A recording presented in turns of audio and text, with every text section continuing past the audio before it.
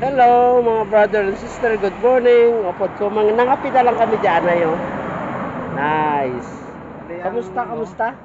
Kamot ko bro na paano na Oo. nagbanog kay Ba mga nagsilbi brother lang and ako. sister, may natabo abe nga daw hindi maayo na ano kami, na aksidente ang upod ko. Gasunod siya sa akon. Tapos sa daw may nakita bala ako nga tao sa unhan ko, nagprino ako. Actually malayo pa naman siya. Kaso lang nagprino man siya pero naka one hand.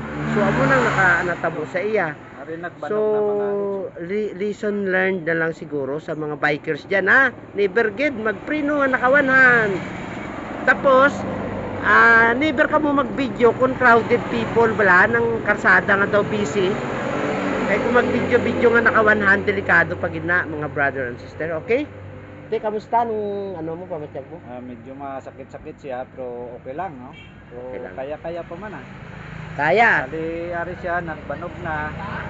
Medyo hindi ko siya makuumayo kay masakit mga lods oh.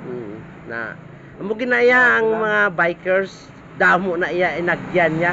Hindi May lang ari amo pa na. sa tuhod, O may sa tuhod pa, oh, pilas. So, kailang malayo sa atay ah.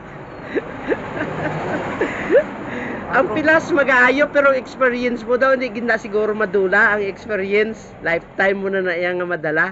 Normal lang Oo. sa mga bikers mga load, hindi Oo. tagin mapulong ang disgrasya. Oo. Kung nagid sa lawas ta no. Oo. So, dapat halong nakikita perme.